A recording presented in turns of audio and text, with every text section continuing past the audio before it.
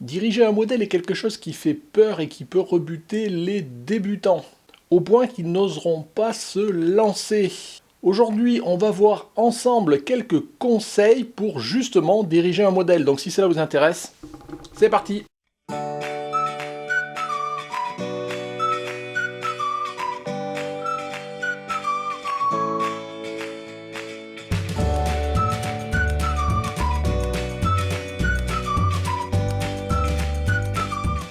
Bonjour, bienvenue sur Jeff Photographie. Donc comme je vous disais en introduction, aujourd'hui on va voir des conseils pour diriger un modèle. Donc des conseils, je dirais, un peu passe-partout, mais surtout qui s'appuient sur aussi mon expérience. Alors pourquoi l'idée de faire cette vidéo? C'est l'un d'entre vous qui m'a sollicité pour me demander si je pouvais faire justement une vidéo avec des conseils pour diriger un modèle, même si son contexte à lui ne s'appliquera pas à ceux dont je vais vous parler, puisque lui c'était plutôt pour diriger des couples dans le cadre d'un mariage. Alors déjà, d'une part, des couples, moi j'évite. J'aime pas trop faire des shootings avec des couples, ou de façon générale deux personnes, même si ça peut être deux femmes ou deux hommes ou ce genre de choses.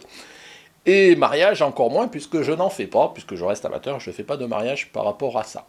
Mais je me suis dit que, tout compte fait, maintenant, après avoir fait, je sais pas, peut-être 70-75 shootings depuis les années avec au moins une trentaine de modèles, ça pourrait être intéressant que je fasse une vidéo. J'avais fait quelque chose qui touchait un petit peu à ça il y a déjà des années, mais je me disais c'est peut-être l'intérêt maintenant de faire une vidéo où je retracerai des conseils, alors des conseils qui sont génériques, qui peuvent être dispensés pour tout un chacun, et aussi des conseils, je veux dire, retour d'expérience. Donc comme je vous le disais, si cela vous intéresse, on y va. Alors j'ai mes petites notes pour essayer de ne pas en oublier, j'en ai 17. Donc vous voyez, on va pas compter, on y va, allons-y, c'est cadeau. Donc le premier, et je dirais même le principal, c'est vraiment de faire connaissance avec votre modèle avant même de commencer votre shooting. Cette connaissance, souvent, elle commence avant même de commencer le shooting, mais bien même dans la préparation du shooting, dans la relation que vous pouvez avoir votre modèle, dans les échanges pour définir le thème, le lieu, les tenues, voire répondre à toutes les questions que votre modèle, elle peut vous demander. Donc là, déjà, il y a déjà une certaine a priori qui peuvent être faits tant du modèle pour le photographe, tant qu'aussi du photographe vers le modèle, et c'est déjà là que commence cette relation.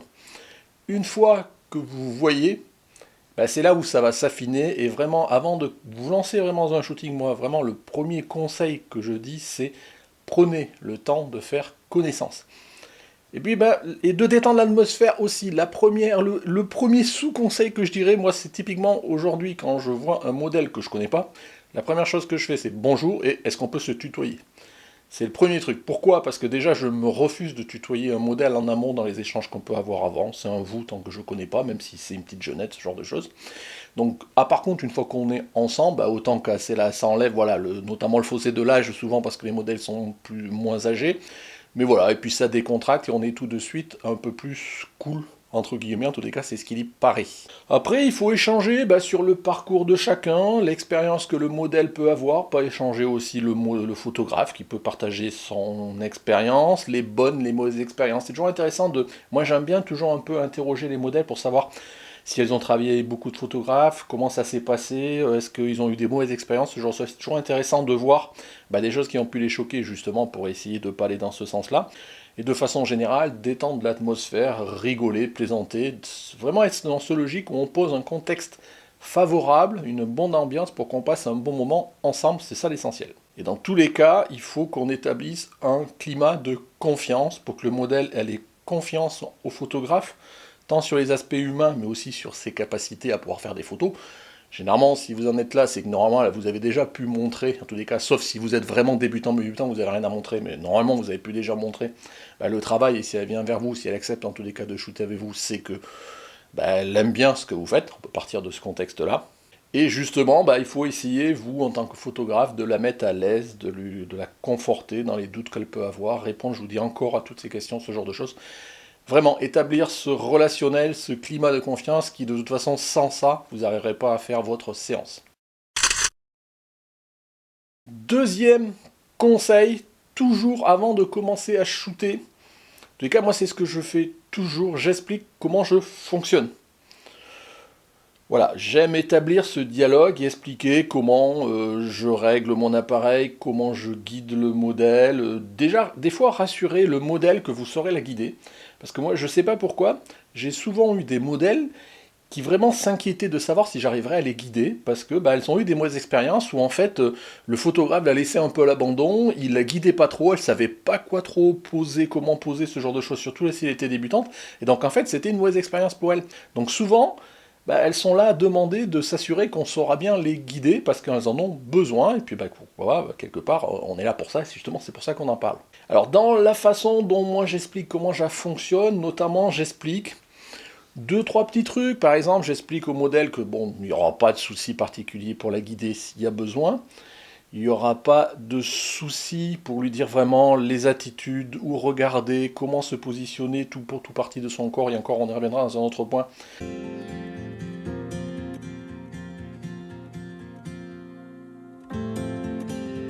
Ça peut varier en fonction des modèles. Je lui indiquerai comment généralement moi je travaille souvent. Bah, au début voilà, je travaille beaucoup avec les mains, donc et après avec l'habitude, bah, la modèle quand je vais lui faire un petit comme ça, bah, elle saura que je lui demande d'incliner la tête. Si je fais comme ça, elle saura que je lui demande de la monter. Des fois avec ma main, voilà, j'oriente comme ça, comme ça, comme ça.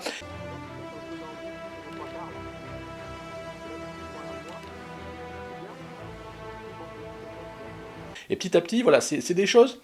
Elles s'attendent, vous mettez des règles de fonctionnement entre les deux, et puis petit à petit, ça fera en sorte que dès le début, vous commencez, et elle sait à quoi s'attendre, et elle n'est pas voilà, dans le malaise de savoir comment ça va se passer, vous avez déjà posé ce contexte. Troisième conseil, toujours pareil avant de commencer, donc vous voyez, je suis déjà à 3 conseils avant même de commencer, c'est demander à votre modèle si il y a des parties de son corps qu'elle n'aime pas. Si un profil, je veux dire, j'ai eu, alors je vais pas dire souvent, mais ça m'est arrivé plusieurs fois d'avoir des modèles qui me disent j'aime pas mon nez, j'aime pas ce profil-là, j'aime pas ci, j'aime pas ça. Et si vous l'appréhendez dès le début, ben, ça vous permettra déjà d'éviter de solliciter le modèle dans un contexte qu'elle n'aime pas. Ça vous évitera aussi peut-être de faire tout dans une série de photos pour qu'au final vous les rejetiez parce qu'elle elle se trouvera pas belle sur la photo et c'est pas la peine. Moi je valide jamais les photos que le modèle n'aura pas validées avec moi. Donc ça vous permet en plus de gagner du temps et d'appréhender. Et après, voire même des fois d'aider la modèle à passer ce cap parce qu'elle a un petit complexe sur quelque chose, une partie de son corps, et de lui montrer que, bah, tu vois, en la prenant en photo comme ci, comme ça, en ayant fait exprès de gérer cette pose-là, lui dire, bah tu vois, bah non, tout compte fait, ça sort bien, ce genre de choses, quoi. Voilà. Ça arrive, hein. Moi j'ai eu une modèle qui ne supportait pas son nez, et c'est pénible dans tout le long de la séance, elle est toujours là à faire en sorte que son nez, si, comme ça, il faut pas la prendre comme ça. Enfin, je veux dire, c'est presque embêtant, mais bon, il faut le prendre en compte. Et puis, peut-être les aider à passer ce complexe, ce genre de choses. Et puis, des fois, bah voilà, il faut vraiment faire avec. Conseil numéro 4. On va y aller, on va commencer à faire des photos. Donc là, commencez toujours par une petite phase de 10 minutes, un quart d'heure, je dirais de mise en route, d'apprentissage. Ce que je veux, voilà, c'est que tu t'éclates. Oui, bah oui. Donc n'hésite pas à proposer des trucs, mais dont tu te dis qu'en photo tu le verrais bien. Quoi, tu vois. Voilà, il faut que tu retransfères ta joie de vivre, et ça, c'est ça qui m'éclate. D'apprendre à travailler ensemble au niveau photo. Donc là, vous allez commencer à faire des photos, vous faites des photos, mais vous dites à la monnaie de ne pas forcément se prendre la tête. En tous les cas, moi, c'est comme ça que je fonctionne. Ça sera jetable, c'est pas grave, on est là. Ça permet vraiment de se jauger à la fois la modèle, de se remettre devant le photographe, l'appareil photo. Ça permet, vous, en tant que photographe, de voir comment réagit la modèle, ce qu'elle peut proposer, comment elle est aussi au niveau photogénique, je veux dire, par rapport à l'appareil photo. Et surtout, ça permet, en tous les cas, moi c'est toujours comme ça je fonctionne, tout au début comme ça je demande à la modèle de me proposer quelque chose, voilà, sans prendre de tête en disant c'est jetable, c'est pas grave, vas-y, propose-moi quelque chose. Et ça m'arrive, même assez souvent, je vais dire, tout compte fait, d'avoir des modèles qui, même si elles arrivent en disant moi j'ai fait 3 ans de shooting, j'en ai déjà fait plein, si ça, quand vous lui demandez de proposer quelque chose, elles se mettent. Voilà, garde à vous, et elles proposent rien en fait, alors qu'elles sont censées avoir de l'expérience, et souvent là je me dis, ah, donc on part de loin, Donc voilà, ça permet vraiment vous aussi de vous situer là parce que vous allez alterner des modèles qui proposent sans problème ou pas. Et alors, on en reviendra peut-être dans un autre point, quelque part il va presque falloir vous la rattrapier pour que ce soit vous qui restiez maître de la séance, et d'autres qui, je vous dis, malgré qu'elles disent qu'elles ont de l'expérience, vous apercevez qu'en fait elles n'ont rien du tout. Et elles pensent, parce qu'elles ont fait des photos, c'est pas pour autant qu'elles savent poser. Donc voilà, ça vous permet de juger, en fonction de ça, ben, vous savez le travail que vous aurez besoin de faire, soit un tout petit peu la guider, les grands axes, soit vraiment la guider, le pied, la posture, le regard, les cheveux, l'épaule, le bras, la main, enfin des fois ça peut aller très très très précis pour obtenir ce que vous voulez, et si la modèle propose rien, il faut bien que vous fassiez avec. Justement, conseil numéro 5. Si la modèle est force de proposition, que vous voyez qu'elle pose, qu'elle vous propose des choses soit naturellement, parce que voilà, dès qu'elle a fini une pose, elle passe déjà en une autre, ce genre de choses, ou elle vous dit, tiens, moi je verrais bien ci, je verrais bien ça, bah, laissez-la faire. Franchement, laissez-la faire. Par contre, cadrez quand même ces initiatives en fonction de ce que vous avez envie aussi de faire. Donc, dans ce contexte-là, moi, ce que je fais, c'est que je cadre les grands axes. Je lui dis, voilà, mets-toi à peu près comme ça, je veux à peu près ça, ça. Et après, je la laisse faire. Si derrière ça satisfait et qu'elle me propose peut-être 10 sous-poses, là où moi j'aurais peut-être eu qu'une si j'avais tout guidé complètement, bah, je veux dire, c'est toujours ça de prix, toujours ça, c'est tout bénéf, et puis c'est spontané parce que c'est la modèle qui est directement proposé quelque chose. A l'inverse, que je vous disais tout à l'heure, si elle vous propose rien, ben là il va falloir y aller, il va falloir tout guider, tout orienter, le bras, les hanches, le brier, je vous dis le bras, le regard, le menton, il faudra tout faire, mais ben, vous êtes là pour ça, et c'est pour ça qu'il faut apprendre à diriger son modèle. Mets-toi face au flash, là, voilà, et par contre ta tête tu la retournes, voilà, là, un peu moins, par là, voilà, et tu vois la main. Et un petit peu, qu'est-ce que tu vas faire comme ça? Oups, tu sais, comme si d'un seul coup tout s'était tombé, quoi, tu vois. Mais il faut vraiment s'adapter au modèle et en fonction de ce qu'il peut proposer. Ça, c'est très important. Conseil numéro 6, soyez à l'aise vous-même. Pourquoi? Parce que si vous n'êtes pas à l'aise, ça va se voir. Et si ça se voit, ça veut dire que ça va stresser la modèle débutante et ça veut rebuter la modèle expérimentée qui va dire c'est quoi ce photographe là qui maîtrise rien. Donc ça, c'est pour l'aspect global, je dirais, de guider le modèle, ce genre de choses, même dans l'aspect relationnel, si vous êtes stressé, si vous êtes timide, ce genre de choses. Moi, même personnellement, je suis timide, mais quand je dirige un modèle, j'y vais, je suis dedans, on ne se pose plus ces questions-là. Voilà. Après, je veux dire, des corollaires de ce conseil-là, c'est maîtriser votre appareil photo, votre flash si vous avez un flash, vos réglages, ne soyez pas là, vous posez la question devant votre modèle qui attend, de est-ce que j'ouvre à combien, est-ce que l'objectif je mets pendant 3 heures, ce genre de choses. Une fois que vous êtes parti, il ne faut pas de temps mort quelque part dans la séance. Voilà. Après ça peut toujours se moduler, mais globalement, voilà, vous maîtrisez, c'est plus à ce moment-là que vous devez savoir où régler quels paramètres dans votre appareil photo, ce genre de choses. Et autre chose encore complémentaire, moi c'est quelque chose que je fais souvent. Je sais qu'il y a certains qui le font plus ou moins, mais franchement, n'hésitez pas à montrer vos photos à votre modèle au cul de l'appareil photo. Alors, sauf si les photos sont pas belles, si vous voyez que la photo, ça vient de dire, regarde comment t'es pas belle, voilà. Voilà. Pourquoi? Ben parce que d'abord, la modèle a besoin de se rassurer, elle a besoin de rassurer que elle fait l'affaire, et quelque part sur les photos, elle sort bien, elle a besoin de se rassurer que vous arrivez à bien la prendre en photo et restituer l'attitude, ce genre de choses. Et ensemble de se rassurer qu'on arrive à faire des bonnes photos et que justement si en plus on est toujours dans la phase dès le début, bah qu'elle va pouvoir se lâcher et sur l'aspect technique, elle vous fait confiance et ce genre de choses.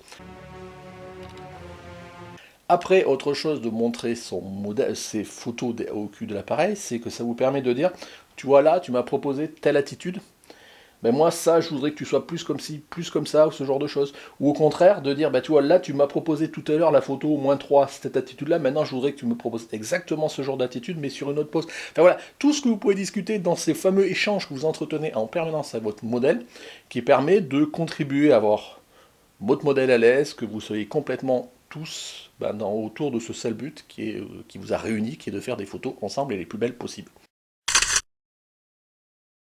Conseil numéro 7, alors celui-là il est basique, tout le monde vous le dira, c'est de respecter, je dirais, la sphère privée de votre modèle. On va dire communément qu'une sphère de au moins 1 mètre autour de votre modèle dans tous les sens, en disant sphère, donc forcément c'est dans toutes les dimensions, de au moins 1 mètre et ne vous avancez pas auprès de votre modèle. Et corollaire, toujours pareil de ce conseil-là, surtout ne la touchez pas. Voilà, il y a son espace privé, c'est son espace privé, vous n'avez pas de raison, même si vous avez besoin de faire un gros plan, bah, vous n'avez pas forcément besoin d'être si près que ça. Et surtout, ne la touchez pas. Que ce soit pour remettre un habit, que ce soit pour remettre ce genre de choses, et si par le grand des hasards vous avez besoin de la retoucher, ça peut arriver très exceptionnellement. Par exemple, remettre une mèche de cheveux, ce genre de choses, vous demandez surtout l'autorisation. Ne faites pas ça spontanément, c'est hors de question, c'est interdit, il faut se l'interdire. Voilà. Et même quand vous demandez, par exemple, je vous dis retoucher une mèche de cheveux, à condition que la modèle toute seule, elle soit pas capable de le faire. Alors quand je dis souvent pas capable de le faire, c'est pas que bah, elle peut être dans une pause ou le truc, il faut pas qu'elle bouge, et juste bah, la seule solution que vous ayez, c'est que ce soit vous qui le fassiez à condition qu'elle soit d'accord, sinon tant pis. Surtout, on ne rentre pas dans sa sphère, on ne touche pas son modèle. Ça, pour le coup, c'est vraiment un des points les plus importants. Conseil numéro 8. Adaptez-vous au style de votre modèle. Alors quand je dis ça, c'est-à-dire que moi je l'ai constaté, d'ailleurs c'est même souvent en fonction de ce que j'ai envie de faire, je sollicite tel modèle plutôt qu'un autre. Il y a des modèles qui naturellement sont souriantes, avenantes, et elles dégagent ça, c'est facile pour elles. Ben, je ne vais pas les solliciter pour faire un thème ou grave, où j'ai besoin qu'elles fassent la gueule, quoi, je veux dire ce genre de choses. A l'inverse, il y a des modèles, bah, sur toutes les photos que vous pouvez voir, de toute façon, elles sont comme ça. Vous avez toujours l'impression qu'elles font la gueule. Elles sont, c'est leur état naturel, ce genre de choses. Donc quand je dis employés dans leur style, ces modèles-là, souvent, elles sont pas à l'aise si vous allez leur demander de rire, de sourire ou dans quelque chose un peu exubérant. Ça ne sera pas leur style, vous n'arriverez pas à obtenir vraiment ce que vous voulez. Donc choisissez le modèle aussi en fonction de ce qu'il vous propose et ce qu'il est capable de proposer naturellement. Ne souris pas. Je voudrais que tu montres quelque chose de glamour, sexy, enfin tu vois, d'une expression joyeuse, hein, pas faire la gueule, mais sans sourire. Sauf à ce que, bien évidemment, vous ayez besoin pour des raisons créatives ou pas d'utiliser votre modèle à contre-emploi. Voilà, ça c'est encore à voir. Mais je sais que moi j'y fais très attention et ça m'arrive de choisir un modèle précis parce que je veux, parce que par exemple, je vous dis, ça m'est déjà arrivé parce que je sais qu'elle avait, on a toujours l'impression qu'elle fait la gueule, tout ça, et donc pour les photos que je voulais faire, ça allait très bien, et donc là, j'ai pas à me forcer.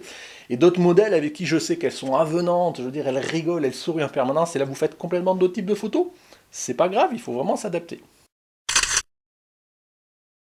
Conseil numéro 9. Tout au long du shooting, évitez les passages où il se passe rien, où votre modèle est là en train d'attendre, elle sait pas quoi. Donc vraiment, continuez à parler en permanence, expliquez ce que vous êtes en train de faire. Si par exemple vous affinez un réglage, vous dites c'est pas ce que je veux faire ça. Si vous êtes en train de, je sais pas, vous pouvez avoir besoin de changer la batterie, de changer la carte SD, ce genre. Expliquez que vous faites ça, ce genre de choses. Si vous êtes en train de réfléchir à quelque chose, voilà, expliquez à votre modèle, éventuellement entre deux choses, pendant que vous faites quelque chose, rigolez, parlez d'autres choses que la photo, qu'elle fait dans la vie, ses envies, enfin on peut, voilà, essayez toujours d'en se retenir, d'éviter les blancs, de façon générale, voilà, et surtout ne laissez pas votre modèle à l'abandon pendant 10 minutes pour aller faire autre chose, et elle va être là à poireauter en disant qu'est-ce que je fais, je sais pas ce que je fais, ou pire, elle sait même pas si elle doit bouger, pas poser, elle attend de vous un signe que vous a envoyé jamais. Et ça, c'est le pire, quoi. Franchement, faites attention à ça, toujours dans ce dialogue en permanence. C'est ce que je vous disais dès le début et je le dirai sûrement en conclusion. C'est le point important, c'est relationnel en permanence, en permanence. Éternuer, mais j'arrive pas. Ah bon. Sans sur la photo, ça fait pas de bruit. Si vous avez des blagues, lisez, plaisantez, et des blagues. Il y a toujours des sujets, une fois qu'il y a l'ambiance à les poser, c'est toujours facile de discuter généralement. Conseil numéro 10. Si vous demandez à un modèle de prendre une pause et que globalement elle n'arrive pas à la prendre ou elle n'arrive pas à la tenir dans le temps, enfin voilà, vous voyez qu'elle n'est pas spécialement à l'aise, dans ce cas-là, abandonnez la pause. Ça arrive souvent, par exemple, vous lui demandez, tiens, mets-toi à genoux, mets-toi comme ci, plie-toi ou autre, sans que ce soit forcément des grosses acrobaties, mais vous voyez que la modèle, voilà, elle n'est pas à l'aise, et si elle n'est pas à l'aise, ça veut dire que de toute façon ça fera une mauvaise photo, donc ça sert à rien d'insister, vous essayez soit de changer la position pour avoir une position à l'aise, soit vous dites, tant pis, on passe une autre pose, franchement, il ne faut pas hésiter. Et de même, de façon générale, voilà, si vous voyez que la modèle, elle la sent pas, ce pose. Voilà, c'est pas qu'elle est mal à l'aise physiquement, quoi. Je veux dire, c'est qu'elle la sent pas. Tout. Vous-même, vous sentez qu'elle est pas à l'aise dans ce pose-là. Voilà, demandez-lui en quoi elle la sent pas. Alors, soit éventuellement, elle vous proposera, elle va dire, non, là, tu vois, tu me mets comme ça. Voilà, je le sens pas, là plutôt, moi je me verrais plutôt comme ça. Ben, de cet échange-là, vous adaptez la pose, il ne faut pas être fixé forcément sur ce que vous voulez faire. Voilà, soit vous adaptez, soit sur votre proposition, soit sur sa proposition à elle, soit ben, toujours pareil, vous abandonnez la pose et vous passez à autre chose. Je pense que vous aurez toujours d'autres circonstances où vous pourrez faire d'autres photos. Conseil numéro 11. Alors, selon le type de shooting, alors c'est plutôt vrai en tous les cas pour mon cas, pour des shootings en intérieur. Mais c'est valable aussi en extérieur, même si globalement je ne crois pas de mémoire que je l'ai déjà fait. Venez toujours avec des photos, des exemples de photos, vous pouvez trouver sur internet, ce genre de choses, avec des exemples de poses, de choses que vous avez envie de faire. C'est pas tant pour copier, de toute façon même souvent ça m'est arrivé d'essayer de restituer complètement une photo, vous n'y arrivez pas. Parce que la modèle est moins souple, parce que l'éclairage, parce qu'il y a toujours plein d'autres choses. Donc ça vous donne des idées qu'à un moment vous êtes... Alors soit parce que vous voulez vraiment faire ça, et dans ce cas-là vous l'avez imprimé, vous l'avez trouvé ailleurs et vous essayez de reproduire à peu près la chose. Soit c'est quand pas d'inspiration, vous êtes là, vous savez plus trop. Et je vous dis c'est surtout en studio, parce qu'en studio c'est très important de rythmer la chose. Et là vous pouvez pas changer de décor comme ça pour dire on va s'inspirer d'aller faire une photo plus loin, à côté de l'arbre, à côté de l'allée, à côté de l'eau. En studio, il faut bien préparer. Et souvent, donc, c'est important d'avoir des exemples et dire, voilà, bon, maintenant, c'est bon, mais là, je sais plus trop. On part d'un petit cahier d'inspiration, j'appelle ça comme ça, et c'est pas pour copier, c'est vraiment pour donner des idées de pose, d'échanger avec le modèle, dire, tiens, tu vois, tu la sens celle-là, tu te sens que tu pourras pouvoir la reproduire à peu près ou pas. Vous verrez, de toute façon, vous ne reproduirez jamais exactement la même. Voilà, et ça permet de pallier les blancs liés au manque d'inspiration, voire vraiment vous aider à guider votre modèle pour dire c'est comme ça que vous le voyez la chose. Donc je dis essentiellement en studio, mais pourquoi pas en extérieur. Conseil numéro 12. Ne cherchez pas forcément à ce que votre modèle vous regarde toujours vous, enfin, ou l'appareil photo. Là, reste comme ça. Je regarde complètement sur le côté. Vous pouvez faire de très belles photos avec le modèle qui regarde le ciel, qui regarde au loin, ou un regard perdu, même comme ça dans l'extérieur.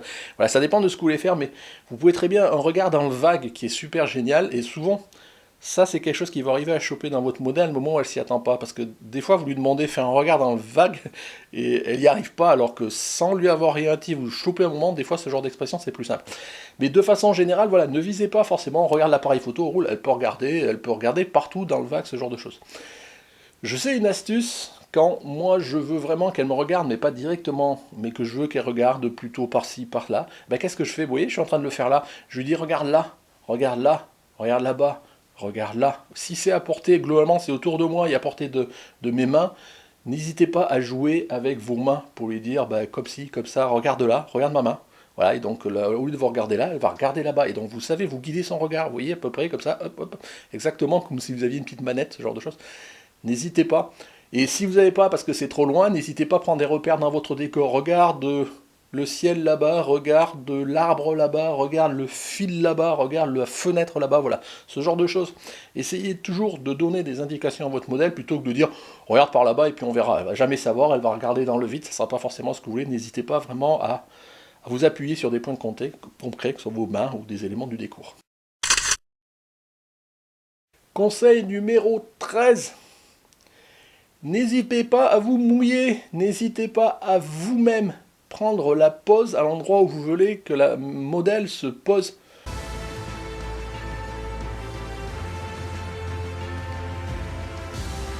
Contre un rocher, contre une porte, contre n'importe quoi. D'ailleurs, globalement, la pose est de vous mettre à la place du modèle et dire voilà, je veux que tu fasses comme ci, comme ça, j'en sais rien. Voilà, ça dépendra, ça dépendra à vous de voir.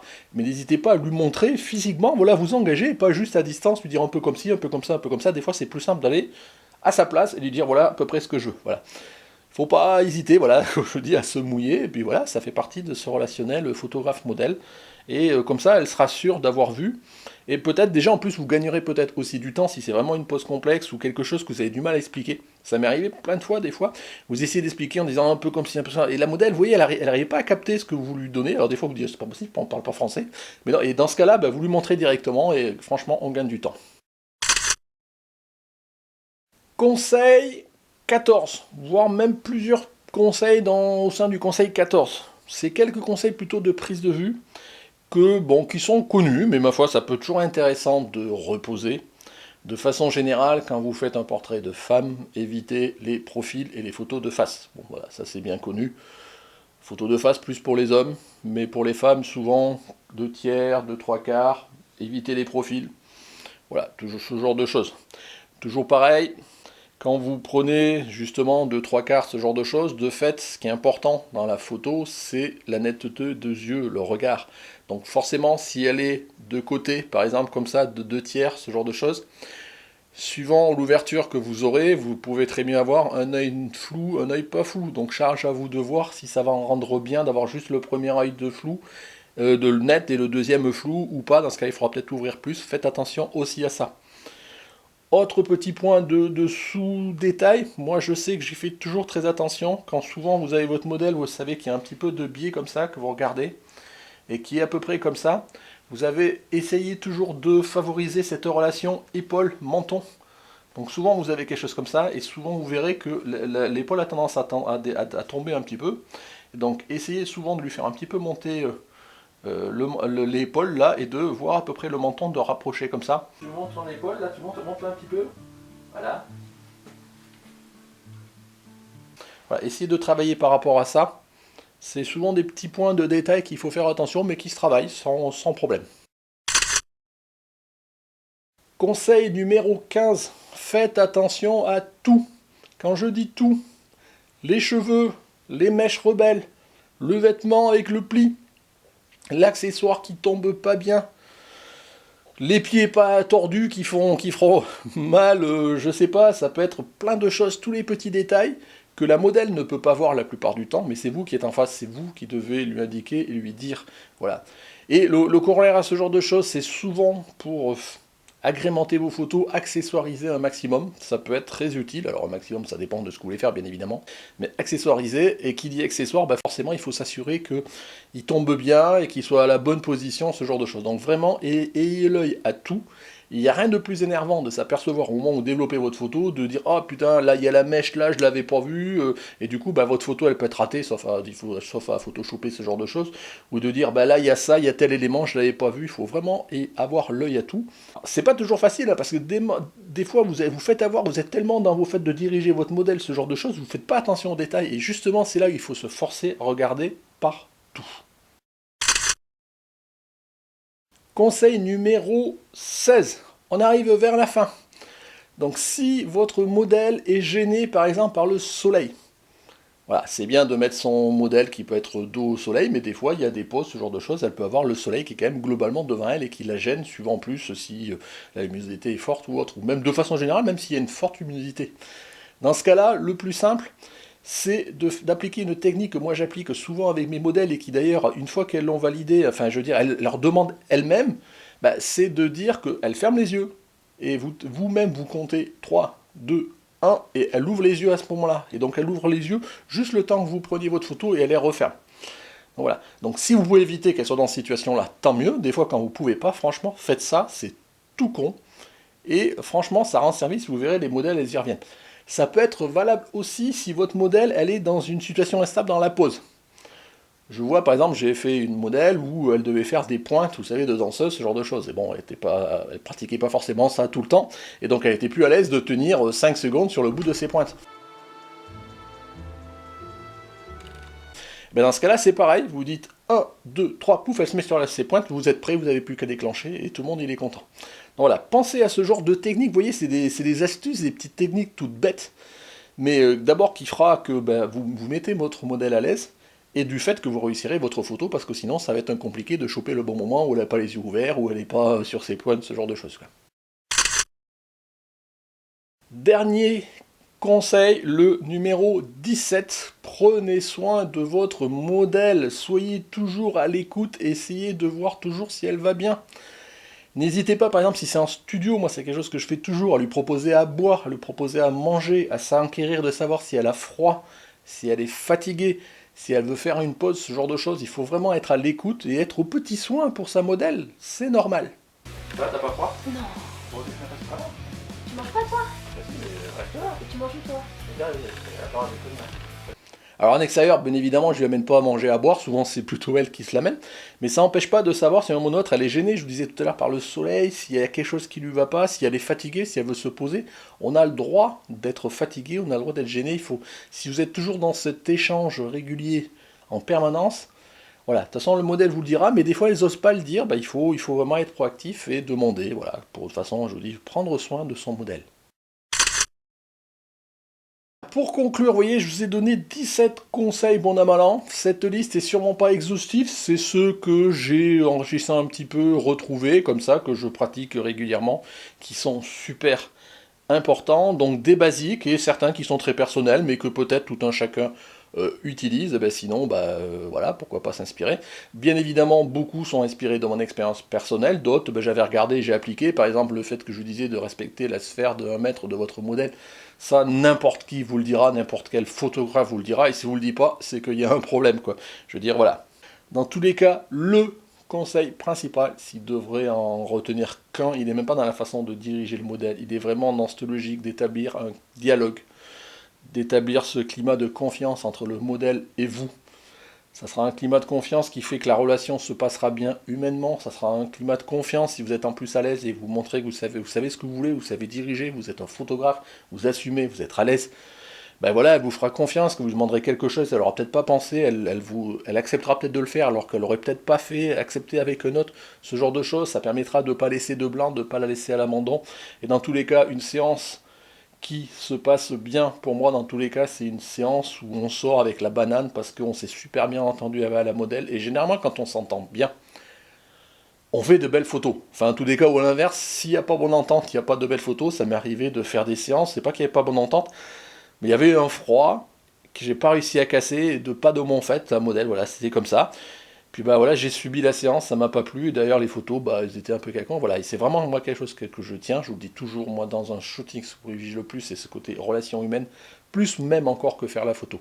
C'est vraiment ça que je kiffe, quoi. Alors, comme je vous le disais, il y a sûrement d'autres points. Ce que je vous engage à regarder, c'est qu'au long, depuis le temps que je fais des vidéos, et souvent je vous fais des retours sur mes shootings, il arrive parfois que j'arrive à filmer backstage les shootings.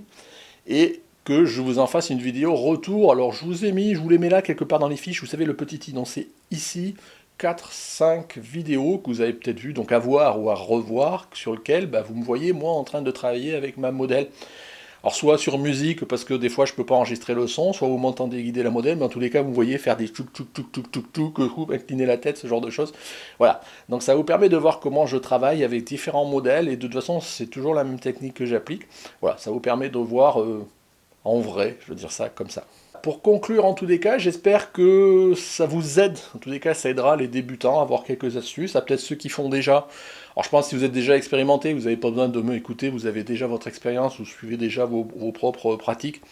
Mais en tous les cas, les débutants, ça permettra de peut-être leur aider à appréhender vraiment ces premières fois tout au début. Il a bien fallu débuter, moi aussi. Et l'expérience, ça vient en faisant des shootings, en multipliant les modèles pour justement multiplier les expériences. Tout ce que je dis toujours, c'est que si vous avez envie de faire de la photographie de portrait avec un modèle, allez-y, lancez-vous, vous verrez, ça peut être que du bonheur. Et puis de toute façon, si vous n'essayez pas, vous ne saurez jamais si vous auriez été capable de le faire. Voilà.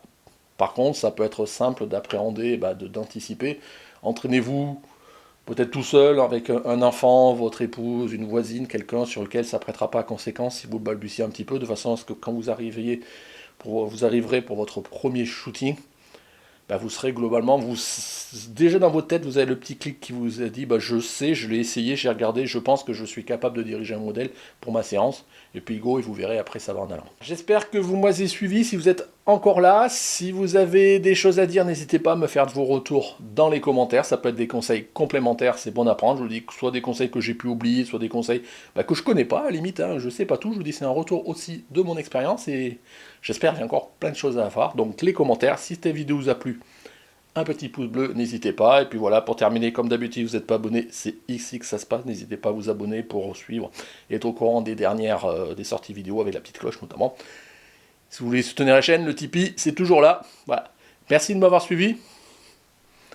Au revoir.